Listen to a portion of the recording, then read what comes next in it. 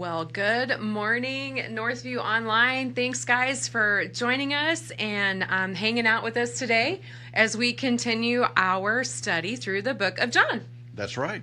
And as we're broadcasting this morning, we are on our 4th of July weekend, which is very appropriate because hopefully all of you appreciate the freedom we have in this country to worship the God that we love. And today we're actually going to get a little bit into religious legalism, which I think is very appropriate for this weekend. So, absolutely. As we kick it off today, though, I want to ask you a question. When you hear the word, and I get tongue-tied on this, when you hear the word religious legalism, what do you think about? What comes to your mind? So if you're watching us on Facebook, you can type in a comment in the chat, and we will be monitoring that, and we can kind of see what your responses are. But when you hear the word religious legalism, what comes to mind? I think for me, Lee, the easiest way that I can verbalize it, if you will, is where we tend to focus more on the rules versus the relationship, right? As we've been talking about our faith, our belief in God, our relationship with Him is what saves us, right? That's where our salvation comes from. When you start talking more about the rules, that's where you get in trouble. Right. Right. We looked up in the dictionary to see what the dictionary said, and around religious legalism, it says it's a dependence on moral law rather than on personal religious faith. So it's really stressing obedience apart from faith, and you produce legalism. So today we're actually going to be going in and talk about a little bit of the legalism, because if you remember last week, Jesus went to the pool on his journey into Jerusalem. He stopped and he healed a man who had been lame for, I think it was over 30 years.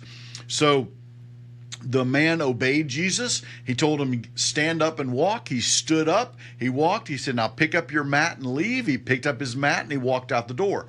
So that's what we kind of went into last week. Well, now as he's walking out the door, he's running into some religious leaders. And now we're going to kind of look at that side of it and the religious legalism that's going to be going on in these next few verses. And just to chime in, just a quick second, he had faith that in Jesus's words, the whole thing was people were like, who's this Jesus? What's he doing? He's performing these miracles. Maybe if I can just touch him, maybe if I can have him, speak words into me or whatever. So it was that faith in that relationship with Jesus that was that saved them, right? It was that belief. And the Pharisees were all about, ooh, Jesus, you can't do that. It's Sunday. That's right. So as we're going to read today, again, if you don't have your Bible, I encourage you to hit the pause button. If you need to, grab your Bible, because we want you to read along with us as we dig into God's Word today. And we've been reading in John chapter 5. We got down to the first half of verse 9 last week. We're going to pick up with the second half of verse 9 this week. So I'm going to read the second half of 9 all the way to verse 13, and I'm reading out of the Christian Standard Bible this morning. So it says, now that day was the Sabbath. And so the Jews said to the man who had been healed, this is the Sabbath. The law prohibits you from picking up your mat. He replied, the man who made me well told me to. Pick up your mat and walk. Who is this man who told you, pick up your mat and walk? They asked. But the man who was healed did not know who it was, because Jesus had slipped away into the crowd that was there. Okay, so let's go back and talk about this a little bit. Now, when we say now, when John's talking now, he's really connecting kind of two different elements or really important elements of this story. It's the actual healing and the day he was healed on. So he's connecting the miracle itself or the sign with the Sabbath. Jesus knew it was the Sabbath. He was very aware of the religious laws at the time. And so at this point, I think Jesus is setting the stage to start some of the discussions with the Jewish leaders on things that have become legalism in their society. So he was kind of doing, I think, this on purpose. He knew this, and it was kind of in his overall plan that he actually healed on the Sabbath. if we read, though, there, it says the Jews, and the Jews asked the man who were healed. So you think about it, when he says the Jews here, he's really talking about the Jewish leaders.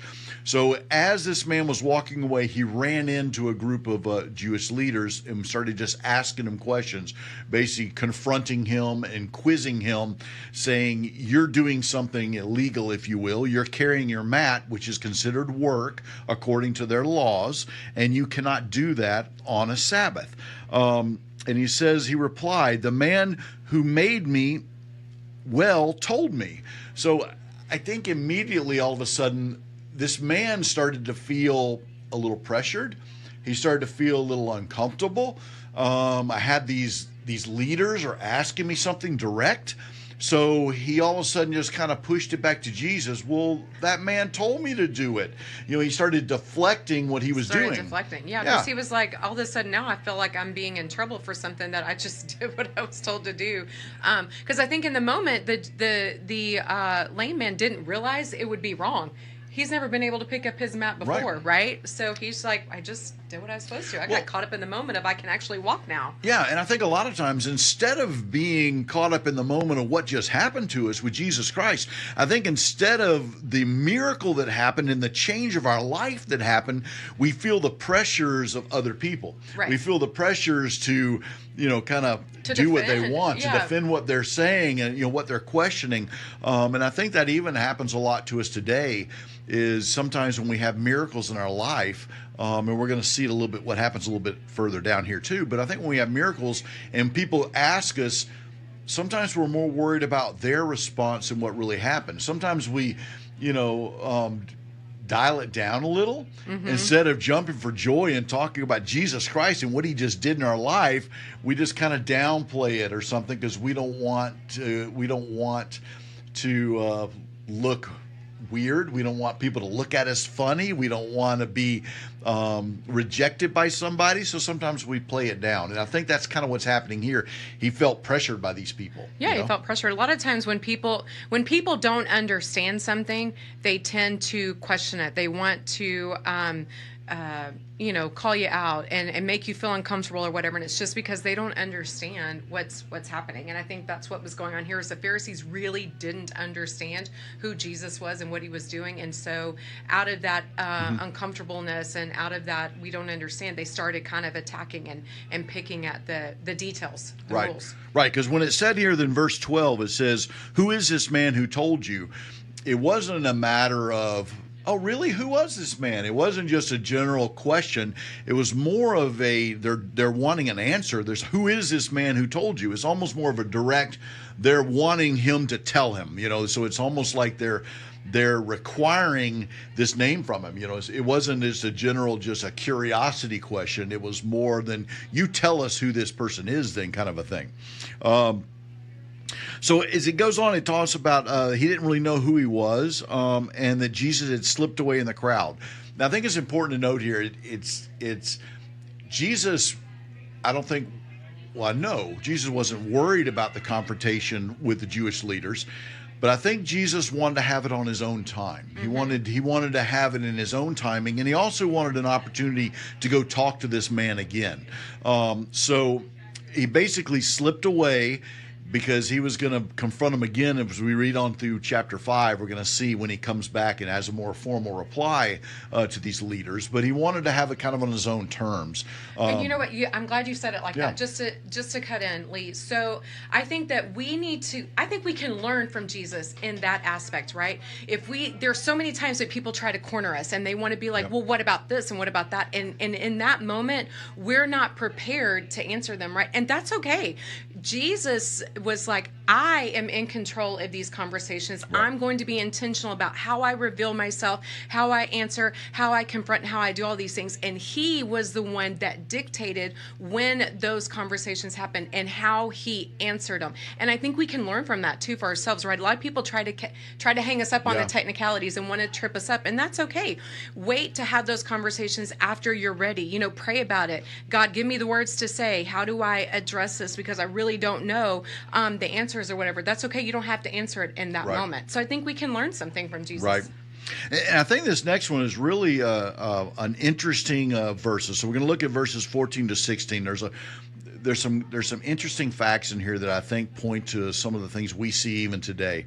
So as we read verse 14, it says, "After this, Jesus found him in the temple and said to him, 'See, you are well. Do not sin anymore, so that something worse doesn't happen to you.' The man went and reported to the Jews that it was Jesus who had made him well. Therefore the Jews began persecuting Jesus because he was doing these things on the Sabbath." So again, Jesus set up a time so he could go back and talk to this man again and said, "See, you're doing great.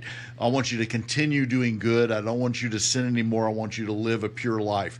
And I think instead of this man wanting to talk to Jesus more maybe about theology, or maybe having more questions about Jesus, or more, something like that, in his mind, he was like, "Oh, now I know who it is. I can go back and tell the Jewish leaders who told me I needed to tell them." So it's almost like the man knew the Jewish leaders were after Jesus. They knew that they were pursuing Jesus, but they had asked him to who this person was. So instead of basically maybe just hiding Jesus and saying, "I don't want these people to be pressuring you, so I'm not even going to tell them. I'm not going to go back and talk to him again. Thank you for everything you did," and talk to him more about his, about what he did, how he did it, all that. Instead, the man was so concerned with getting back to those Jewish leaders to tell them the name of Jesus Christ. And I think sometimes, again, we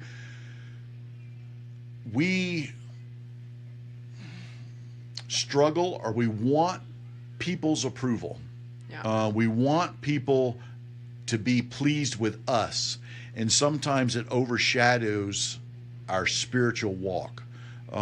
Sometimes we do things to please people when we should be doing things to please God. And I think that's an example here with this man, that he was there to please the leaders versus pleasing God. That's what it was all about back then. It was. Right? It was about the rules, and it was about the laws, and it was about actions. Your actions saved you, right? Your actions are what made you good. And so that was what was so important to them back then, but they were missing the boat. Right. It's really not about that. And to be honest with you, just like God said, my people will never be able to live up to my expectations. They will never be able to follow all of the laws and everything that they need to do. But I love them enough that I'm going to send someone who that can stand in their place. And that was Jesus. And so when we focus our eyes on people, and when we focus our eyes on the rules and the laws and the leaders, that's where we get lost. Our focus has to be here. That's where true 100% love will come from. Right. And as believers, we should have the freedom and have the desire and the drive to celebrate that relationship we have with Jesus Christ. When we see things in our life that are happening that Jesus Christ has done for us, we should be ready just to run to the top of the mountains and shout out to the world what has just happened in our life. And unfortunately, with the world we live in, sometimes we feel, I almost want to say, ashamed sometimes, because we don't want to stand out. We don't want people to look at us, And it's like we want to please man versus giving God the glory that he deserves. So I think that's something we have to be very careful of as Christians and as believers, is that, like this man, we don't want to fall into a trap of trying to please man versus trying to share the glory of Jesus Christ and what he does in our lives. So what we're going to do is, we're actually getting really close to our time here. I really don't want to get into our next section, because what we're going to look at next week is actually Jesus' response. So he was setting all this up. The man basically told him who Jesus Christ was. So now the leaders are going to go find Jesus. They're going to confront Jesus. They're going to, basically in their minds think, all right, we're going to put this man in his place now. We're going to tell him what he can and can't do. We're going to enforce our laws on him. And Jesus is going to use this time to explain exactly who he is, exactly his relationship with God, and how in the world can they even think that they're worshiping a God and not giving Jesus, the authority and the respect that he deserves. So that's what we're going to kind of get into next. We're going to go into that a little bit.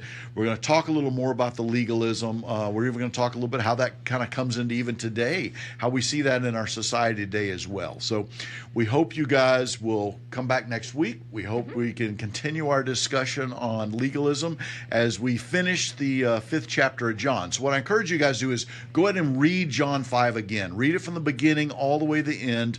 We're going to focus on the last part next week and see what Jesus' response is to these leaders. Absolutely, because he's going to give them one. That's right.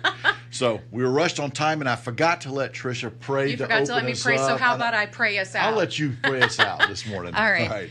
Dear Lord, thank you so much for today. Thank you so much for the freedom that we do have here in our nation. Lord, thank you that regardless of what goes on in our country, regardless of what goes on in other countries, Lord, you are the ultimate freedom that we have. And we thank you for that.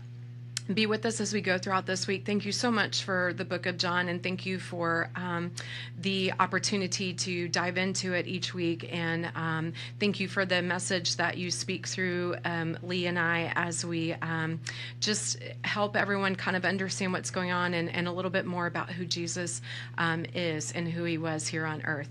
Be with us as we go throughout this week. And all these things we ask in your name. Amen. Amen. We'll see you guys next week.